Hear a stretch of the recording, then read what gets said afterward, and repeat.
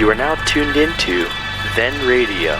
If you enjoy our videos, we ask that you consider joining our Patreon to support our channel. Don't forget to like and subscribe so that you never miss a new video. We hope you enjoyed today's episode, and as always, thank you for watching.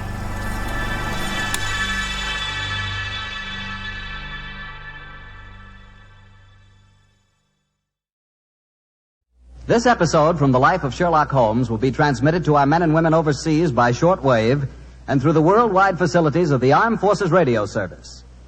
Petri Wine brings you Basil Rathbone and Nigel Bruce in the new adventures of Sherlock Holmes.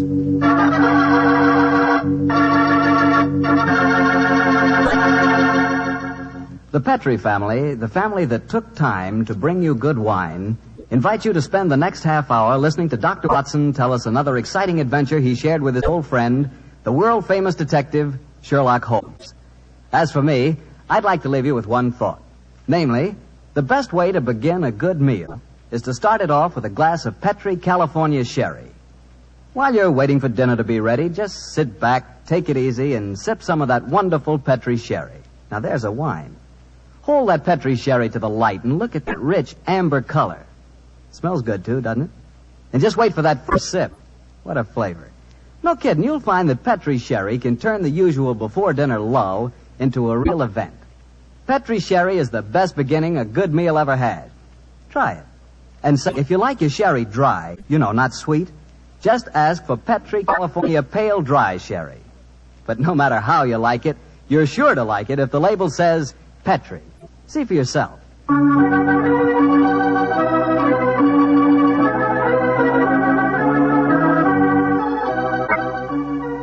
And now for the weekly visit with our good friend and host, Dr. Watson. Tonight we find him on the stage of the Paramount Theater in Hollywood. Good evening, Doctor. Good evening, Mr. Bartell. If you've bought a victory bond, you're welcome. I have, Doctor.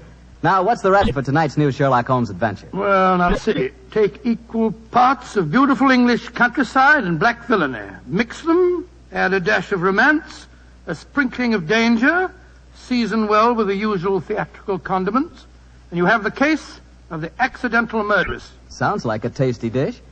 How did the story begin, Doctor? On a beautiful day in 1895, Holmes had just concluded his famous investigation of the sudden death of Cardinal Tosca, an inquiry which was carried out at the express desire of His Holiness the Pope.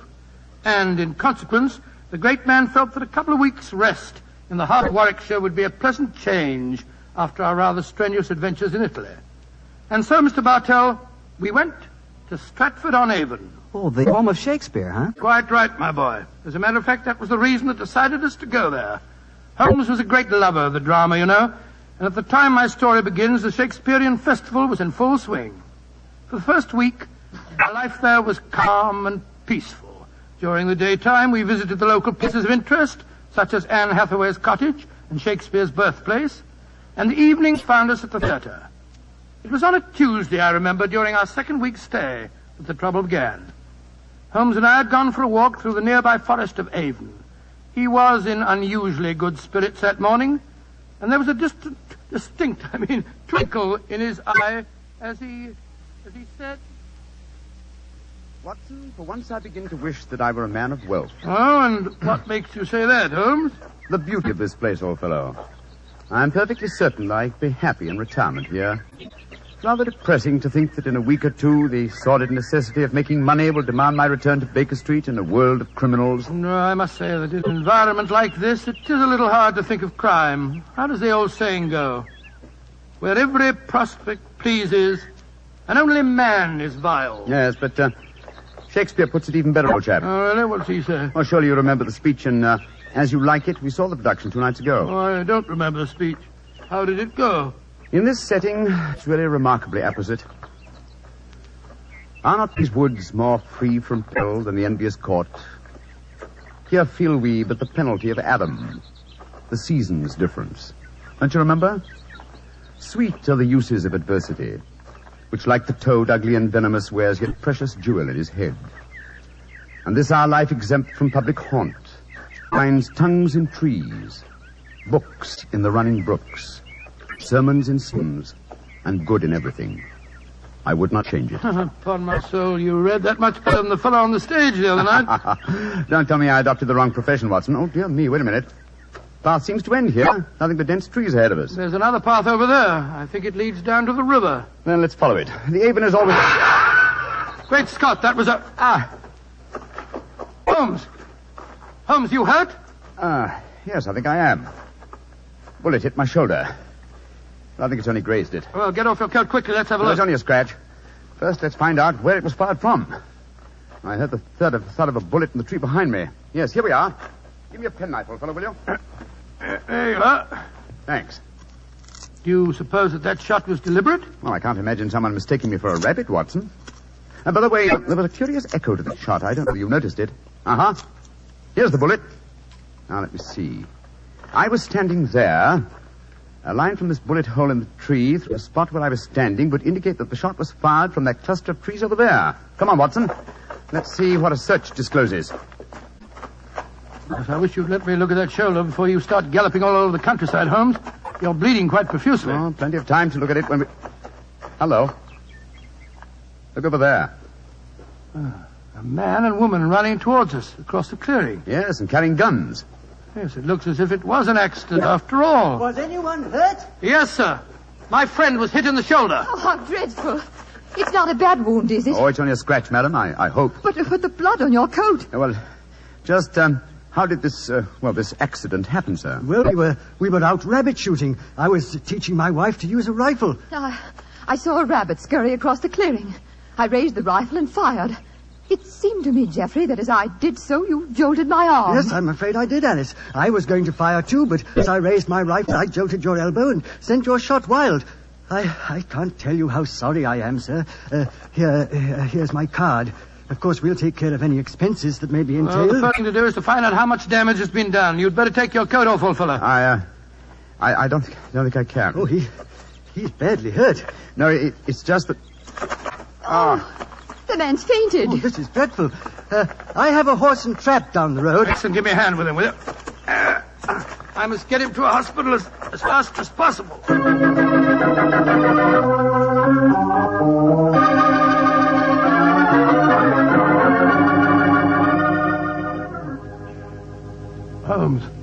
Holmes, you feeling any better? Has the nurse gone? Yes. She's bringing in the house surgeon. And the man and his wife? They're down in the hospital waiting room. Oh. I found out their name. It's Markham. Then we're alone. Yes, old fellow. In that case, I can stop behaving as if I were at death's door. Holmes, you mean that you shammed that collapse just now? Yes, I did, Watson. But spare me a well- little pity, old chap. My shoulder's confoundedly painful, I assure you. Well, I'm sure it is. But what made you pretend to faint? I recognized this Mrs. Markham, and I think she recognized me. It's important she assume I'm out of action for a while. Oh? Mrs. Markham. Why? Well, Mrs. Markham is, in reality, the notorious Mrs. Dangerfield. You remember the Dangerfield case? The Dangerfield? Great Scott, yes. She was tried for the murder of her husband by poisoning, wasn't Yes, she? she was, old fellow. She was acquitted, but the jury decided he was an habitual arsenic addict who happened to take an accidental overdose. Well, didn't you have some connection with Oh, the yes. case? It was I who tracked down the sale of the arsenic she claimed to have bought for cosmetic purposes. Well, if you ask me, that shot at you was no Oh, accident. of course it wasn't. I'm certain that I was recognized. In any case, her record is a bad one. Prior to her husband's death, there was an episode in which her uncle was killed in a shooting accident on a grouse moor in Scotland. An uncle who left her a large fortune on his death. And I suppose Mrs. Dangerfield was a member of the shooting party when the accident happened. Yes, she was. And she's something of a femme fatale, what? I must plan my actions very cautiously. I'm up against a dangerous opponent. Well, you'll have to stay in the hospital until your wound's being examined and dressed. That's true, fellow. And while the local staff are taking care of that, I want you to shadow the Markhams. Of course I will, Holmes. Stick close to them, old fellow. Make them believe that I'm going to be kept here for some days. Find out as much as you can, and then report to me. Right, I'll do my best.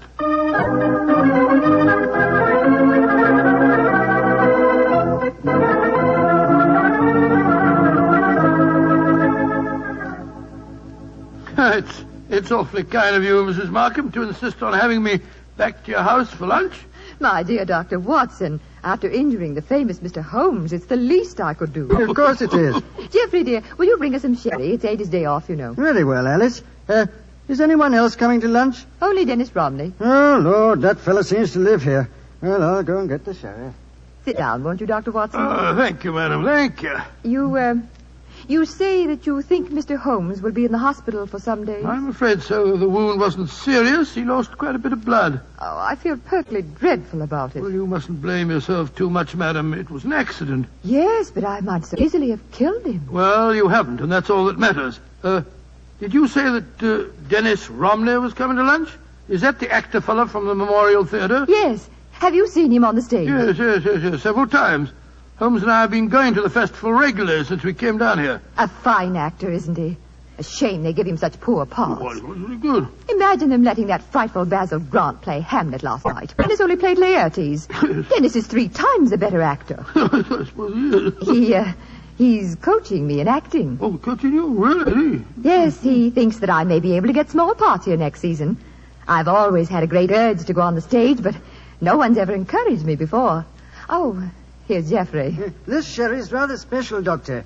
Jerez de la Frontera. Only a few bottles left. Oh, that's very nice of you, sir. Oh, that must be Dennis. I'll go let him in. We might as well have a drink. You'll find it'll help making this actor fellow more tolerable. I take it, Mr. Markham, that you're not an admirer of Mr. Dennis Romney. Can't bear him. He's always quoting Shakespeare and behaving generally as if he were another Irving.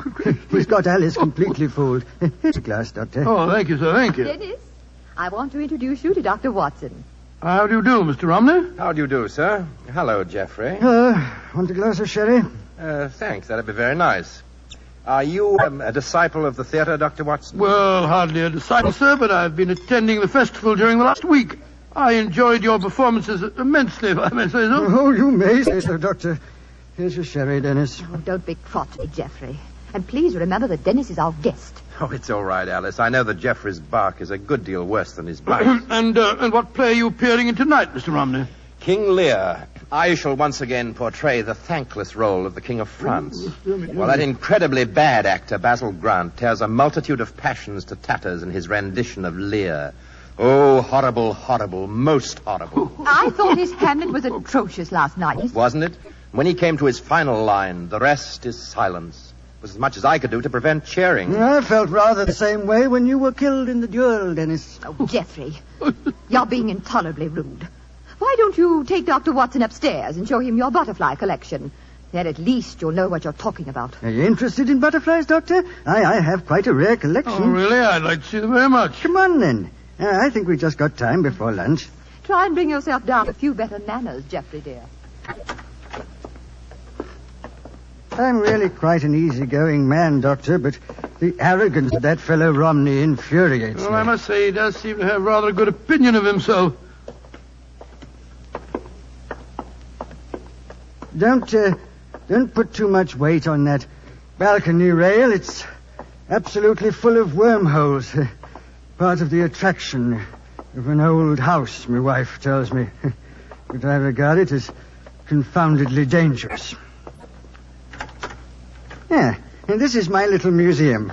In these cases, I think you'll find some of the finest specimens of Lepidoptera you've ever seen. It's my hobby, and I may say that, with the exception of the Natural History Museum, I doubt if you'll find a finer collection. It must have taken you years to collect them. It has. Many years, many disappointments, and a great deal of patience. Look at this fella. He's my prize specimen, a North American monarch. North American monarch. Beautiful, beautiful. Isn't he? And this is an admiral. Yes, of course, I know Very him. rare. And this is a perfect bee-hawk moth. Bee-hawk and moth. Here's an emperor. Ever see more exquisite markings? Well, never. Tell me, Mr. Markham, when you captured a butterfly, how'd you kill it without marking it in any way? With poison. Oh? What poison? Cyanide. Not arsenic? You heard me say cyanide, Doctor. The only reason I mention it is that a friend of mine collected butterflies once, and I'm certain that he always used arsenic to kill them. Why'd you keep talking of arsenic? You're trying to hint at something. No, my dear fellow. I was just curious, that's all. Yes. Trifle too curious, perhaps. There's the luncheon gong. Let's go downstairs again. So, old man, I didn't mean to offend you. Oh, of course you didn't. But my nerves are a little on edge today. Must be that accident to your friend that's upset him. I really must get that balcony rail mended. Shh. What is it, sir? My wife.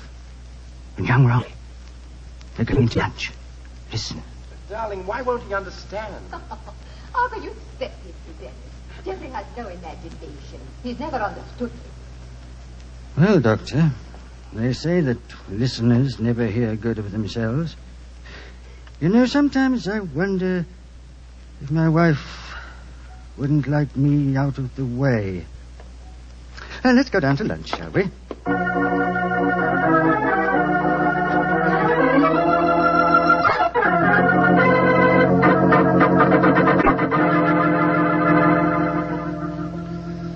And so, Holmes, that's the story up to now. A very interesting one, too, Watson. So you think that Mrs. Markham is planning to kill her husband, eh? Oh, it's obvious. She's in love with the actor fellow, Dennis Romney. Her husband's in the way, and if she doesn't want to use poison this time, there's a perfect setting for murder in that crumbling balustrade on the landing. Mm-hmm. One push when he wasn't looking, and it'd be the end of him.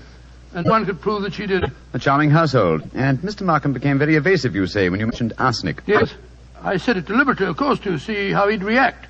If you ask me, he knows that his wife has arsenic in the house.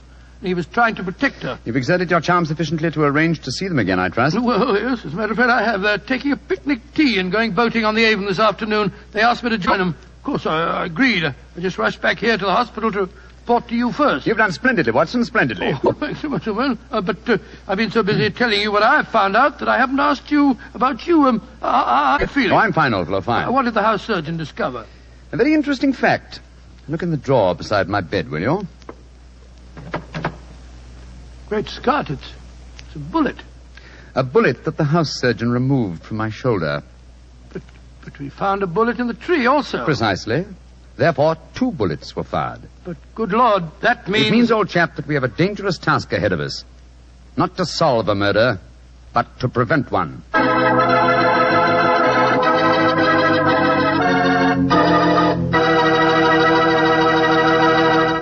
We'll hear the rest of Dr. Watson's unusual story in just a moment. Meanwhile, I'd like to remind you that good cooking becomes wonderful cooking if you serve your good food with a Petri wine.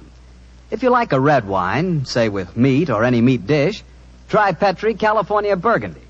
If white wine's your favorite, then you'll love Petri California Sauterne. It's wonderful.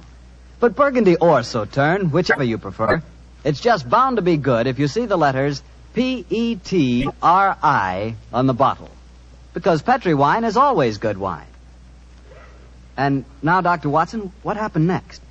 We left you at Sherlock Holmes' bedside in the hospital. Did the picnic with Mr. and Mrs. Markham prove an exciting one? No, it was rather unpleasant, as a matter of fact. The 3 of them kept squabbling all the time, and just as we were coming home, something unforeseen occurred. Mr. Markham fell into the river. Well, pardon the old question, Doctor, but did he fall or was he pushed? It was hard for me to say. I had my back to him when he fell. Of course, we fished him out and rattled him back home in a trap as fast as we could. He changed his clothes at once, and as we sat around the fire a little later, I could see that he caught a chill. In fact, I recommended that he go to bed and stay there. Mrs. Markham agreed with me. Jeffrey, dear, I do wish you'd follow Dr. Watson's advice and go to bed. For the 5th time, Alice, I will not go to bed. I'm perfectly all right. No, it's no thanks to you and Dennis. What do you mean by that remark, Jeffrey? You know perfectly well what I mean.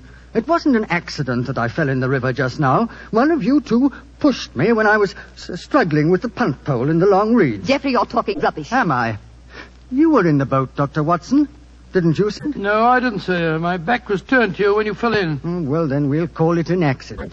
An accident that happened by a curious coincidence, just where the river is deepest and the reeds thickest. Jeffrey, I don't like your tone. You can accuse me of anything you like, but when you start suggesting that If Alice... you don't like the way I talk to my wife, I suggest that you don't come to my house. I'm going to get a scarf. I'm chilly. Dr. Watson, I must apologize for my husband's behavior. I don't know what's come over him. Oh, that's quite all right, Mr. Markham. I quite understand. Well, I wish I did. I don't mind yelling at me, but he's being so abominably rude to you, Alice. The last couple of weeks, it's been getting worse than ever. I know. Ever since we had that argument about the insurance policies, he's been unbearable. Insurance? Yes, Doctor. We took out quite large policies on each other's lives recently. You didn't tell me that, Alice. Well, it was his idea. And yet when the insurance came here, you'd have thought I was forcing him into taking out the policy. Insurance? Great Scott, I... You what, Doctor? Are you? Oh, nothing, Mr. Markham. No, nothing at all. Sounds as if you don't approve of insurance, sir. Oh, it's not that, Romney. It's just that I... Who can that be? I wasn't expecting anyone. Answer the door, Dennis, will you? Yes. Sounds as if Jeffrey's already done so. Oh, Alice, we have a visitor. Holmes, you shouldn't be up. Good evening, Mrs. Markham. Hello, Watson. Well, I'm delighted to see you, Mr. Holmes. Though I understood from your friend that you'd be in the hospital for several days. The constitution of an ox and the obstinacy of a mule, two characteristics of mine, have combined in making possible an early departure from the hospital. How do you do, Mr. Romney? I think I've seen you at the theatre. My name is Sherlock Holmes. How do you do, sir? You'll stay to supper, I hope. If it's not inconvenient, Mrs. Markham. Of course it isn't. I'll go in and arrange for it.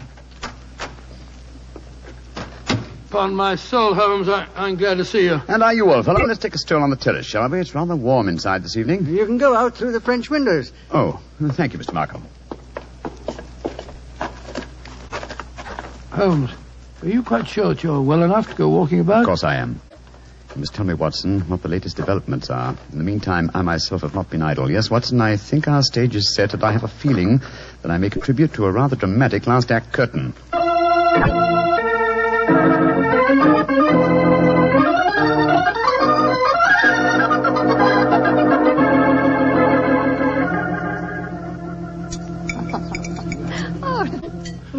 A delightful meal, Mrs. Markham. Oh, well, thank you, Doctor. Mr. Holmes, you're not eating very much. My appetite is a trifle jaded. The mental fencing that we have indulged in during the meal has been somewhat disturbing. I don't understand you. Oh, come now, madam. I know that you were once Mrs. Dangerfield, and you know that I know it. Why keep up the pretense any longer? Very well, Mr. Holmes. But we needn't converse in lowered voices. I'm sure that you've told Dr. Watson whatever there is to know, and perhaps more. I admire your courage, madam. Jeffrey, Dennis. Yes, sir. I want you to listen to this. Mr. Sherlock Holmes knows that I was once Mrs. Dangerfield. He's apparently under the impression that this is a dark secret of mine. Mr. Holmes, Jeffrey knew and loved me before I ever married Mr. Dangerfield. Of course I did, Holmes. He stood by me during the horrible trial after my first husband's death, and I told Dennis about the whole miserable business months ago. So I really don't see that you've uncovered any great secret. Not yet, Mrs. Markham, but I have a feeling that it's only a matter of moments. So you haven't got any secrets from Dennis either, eh? There's no need to shout, Jeffrey. And there's no need for Dennis to be in my house. Get out, Romney, and stay out. This business between you and Alice has gone far enough. I'll go when Alice tells me to. Well, if you won't go, then I'm not going to sit here. I'm going upstairs. You're shaking like a leaf, sir. You've got a fever. Don't you think you'd better go to bed? Mind your own business. Leave me alone. Mrs. Markham, I really think you should persuade your husband to go upstairs and lie down. Don't worry, Mr. Holmes. I know how to handle him. I'll take him up. Put an arm around my shoulder, Jeffrey. Come along. We should follow them, Holmes. They have to pass that crumbling banister on the landing. With him in that state, she might try to... What are you suggesting, Doctor? Come and watch. Both of you. We can observe them both from the foot of the stairs here. They're on the landing. She's on the outside. Look. Markham's stumbled against her. He's pushed her against the railings. Look out! Come on, up the stairs. Alice, are you all right? Yes, but Jeffrey tried to push me through the railing. That's a lot. No, it isn't, sir. The three of us were watching you from below. But the railing held. I don't understand. I can explain that, Watson. This afternoon, while you were all at your picnic, I came here with a local carpenter.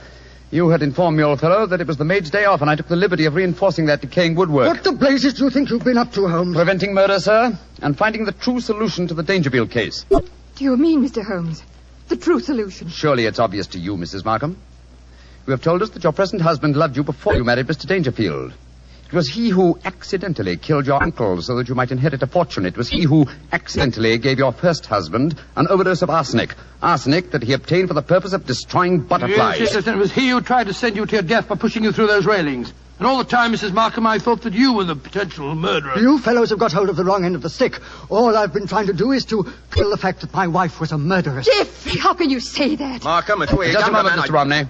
I'm not through with him yet. This talk is all very dramatic, Mr. Holmes, but I wonder how you're going to be able to prove Dr. anything. Watson, Mr. Romney, and I will testify to the attempt that you've just made on Mrs. Markham's life. Yes, and what about the attempt on your life, Holmes? Obviously, it was Markham who fired at you in the woods. But my wife has already admitted firing the shot. True, sir. But 2 shots were fired. The one that your wife fired, we found in the tree. The one that you fired was extracted from my shoulder in the hospital. Then the two shots were fired simultaneously. You remember, Watson, that I commented at the time on a curious echo. Mrs. Markham told us that her arm was jolted as she pulled the trigger. That was when the other rifle was fired. Mr. Markham didn't want me on the scene when he staged his latest accident, and so he tried to kill me. What kind of a devil have I been living with all these years? I think I'm going to kill you, Markham. Don't come near me. Keep him away from me. Leave him to the law courts, Mr. Romney. British justice may be slow, as indeed it was in the Dangerfield case, but in the long run, it is sure. Find that out, Mr. Markham, on the gallows.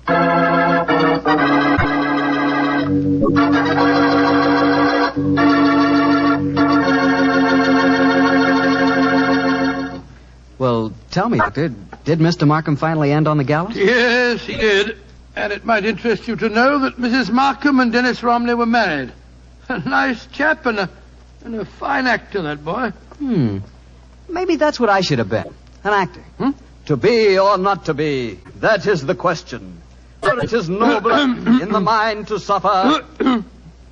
Well, what's the matter, Doctor? Don't you like it? The words are beautiful, but your delivery of them... Not good, huh? No, not good, Mr. Bartell. Okay. I'd rather talk about Petri wine anyway. Now, there's something to really talk about. Petri wine. A wine with generations of winemaking behind it. That's a fact, you know. The Petri family started making Petri wine generations ago. Well, way back in the 1800s. So they've had the time to develop the art of winemaking, and they've been able to hand down that art from father to son, from father to son. Yes, the Petri family really knows how to turn delicious, sun-ripened California grapes into clear, fragrant, delicious wine. And those letters, Petri on the bottle, are the personal assurance of the Petri family that every drop of Petri wine is good wine. It's got to be. Because don't forget, Petri took time to bring you good wine. Well, Dr. Watson, what new Sherlock Holmes story are you going to tell us next week? Well, now, let me see. Next week, Mr. Bartell, I'm going to tell you an exciting adventure Holmes and I had in North Africa. It begins at the headquarters of the Foreign Legion and ends with a strange death in the Cafe of 1,000 Sighs. I call the story Murder in the Casbah.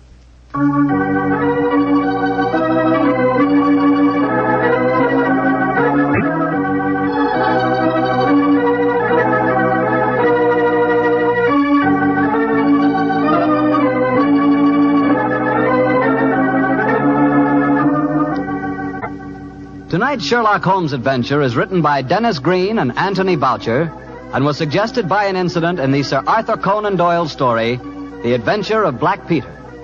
Music is by Dean Fosler. Mr. Rathbone appears through the courtesy of Metro-Goldwyn-Mayer and Mr. Bruce through the courtesy of Universal Pictures, where they are now starring in the Sherlock Holmes series.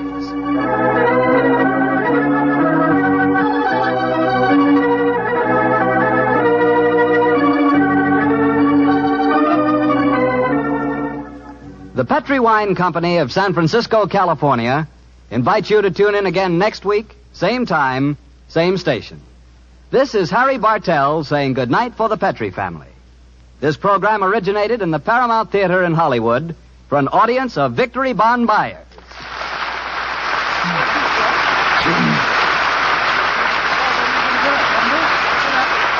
This is the Mutual Broadcasting System.